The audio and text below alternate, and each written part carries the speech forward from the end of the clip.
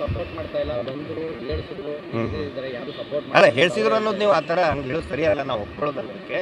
ನೀವು ಕೂಡ ಸಾಕಷ್ಟು ವಿಡಿಯೋದಲ್ಲಿ ನೋಡಿದ್ದೀರಿ ಅದನ್ನ. ಅವನೇ ಬಂದು ಹೇಳಿದ್ದಕ್ಕೆ ಎಲ್ಲರೂ ಒಂದು ಆ ಥರ ತೀರ್ಮಾನ ತೊಗೊಂಡಿದ್ದು ಏನಿಲ್ಲ, ಅದು ದೊಡ್ಡ ಸಮಸ್ಯೆ ಏನಲ್ಲ. ಅವನಿಗೆ ಬೇಲ್ ಕೊಡಿಸುವಂಥ ವ್ಯವಸ್ಥೆಯನ್ನು ಕೂಡ ನಾವು ಮಾಡ್ತಾ ಇದ್ದೀವಿ, ಸಂಪರ್ಕದಲ್ಲಿ ಇದ್ದೀವಿ ಅವ್ರ ಮನೆ.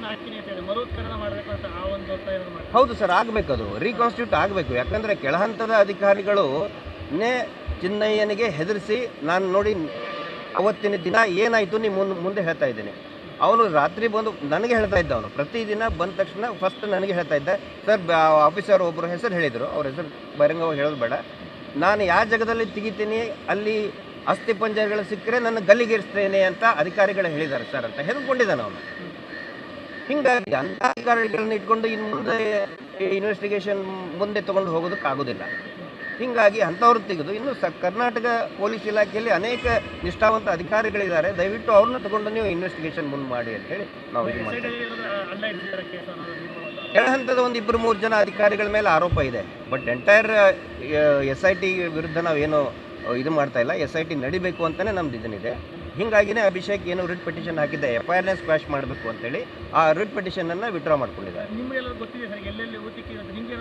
ಗೊತ್ತಿದೆ ಅಲ್ಲ, ಗೊತ್ತಿದೆ, ಅವನು ತೋರಿಸಿದ್ದಾನೆ. ಫಸ್ಟ್ ತೊಗೊಂಡು ಬಂದು ತೋರಿಸಿದ್ದೆ ನನಗೆ. ನಾನು ಎಲ್ಲೂ ಇಲ್ಲ ಅಂತ ಹೇಳಿಲ್ಲ, ನಾನು SIT ತನಿಖೆಯಲ್ಲೂ ಕೂಡ ನಾನು ಇಲ್ಲ ಅಂತ ಹೇಳಿಲ್ಲ, ಈಗ ನಿಮ್ಮ ಮುಂದೆನೂ ಕೂಡ ನಾನು ಇಲ್ಲ ಅಂತ ಹೇಳಿಲ್ಲ. ಆನಂತರ ಇಲ್ಲಿ ಯಾವುದು ಅಪರಾಧ ಅನ್ನೋದೇ ಇಲ್ಲ. ನೋಡಿ, ಒಂದು ವೇಳೆ ಚಿನ್ನಯ್ಯ ಅನ್ನೋನು ಹೂತು ಹಾಕಿದಂತಹ ಅಸ್ಥಿ ಪಂಜರಗಳನ್ನು ಮೇಲೆ ಎತ್ಕೊಂಡು ಬಂದಿದ್ದರೆ ಅದು ಅಪರಾಧ ಆಗುತ್ತೆ. ಮೇಲ್ಮೈಯಲ್ಲಿ ಸಿಕ್ಕಿದ್ದು ತೊಗೊಂಡು ಬಂದಿದ್ದಾನೆ ಬಂಗ್ಲೆಗುಡ್ಡೆಯಲ್ಲಿ. ಅದೇ ಬಂಗ್ಲೆಗುಡ್ಡೆಯಲ್ಲಿ 7 ಸಿಕ್ಕಿದೆ. ಅದೇ ಬಂಗ್ಲೆಯಲ್ಲಿ ಅದೇ ಜಾಗದಲ್ಲಿ ನಿಂತರೇ ತೊಗೊಂಡು ಬಂದಿದ್ದು.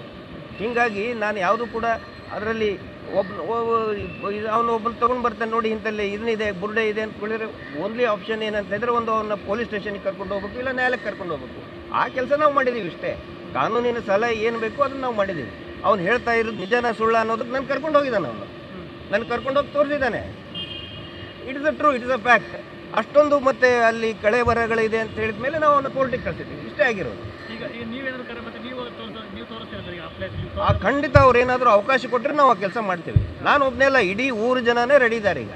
ಇನ್ನು ನೋಡಿ, ಅವನು ತೋರಿಸಿದ್ದು ಏನು 13 ಜಾಗ ಏನೂ ಅಲ್ಲದು, ಇನ್ನೂ ಮಾಸ್ ಬರಿಯಲ್ ಸೈಟ್ ಸುಮಾರಿದೆ. ಅವನು ಹೇಳಿದ್ದಾನೆ. ಅದಕ್ಕೆ ನಮ್ಗೆ ಯಾಕೆ ಇಷ್ಟೊಂದು ಕುತೂಹಲ ಇದೆ, ಅದು ವರದಿಯಲ್ಲಿ ಏನಿದೆ ಅಂತೇಳಿ ವರದಿಯಲ್ಲಿ ನೋಡ್ತೀವಿ ನಾವು. ಅದರಲ್ಲಿ ಮಾಸ್ ಬರಿಯಲ್ ಸೈಟ್ ನನಗನ್ಸಿದ ಮಟ್ಟಿಗೆ ಇನ್ನೂ 2-3 ಮಾಸ್ ಬರಿಯಲ್ ಸೈಟ್ ಇದೆ. ಇವನು ತಪ್ಪಾಗಿ ಇವನು ತೋರ್ಸೋಕೆ ಹೇಳಿದ್ದಾರೆ ಅವನಿಗೆ. ನಾವಿಷ್ಟೇ ಅಲ್ಲ, ಊರವ್ರು ರೆಡಿ ಇದ್ದಾರೆ ತೋರಿಸೋದಕ್ಕೆ, ಸಾಕಷ್ಟು ಇನ್ನೂ ಇದೆ. ಹೀಗಾಗಿ ನಾವು ಹೇಳೋದು SIT ನಿಲ್ಲಬಾರ್ದು, SIT ಕಂಟಿನ್ಯೂ ಆಗಲಿ ಅಂತ ನಾವು ವಿನಂತಿ ಮಾಡ್ತೀವಿ.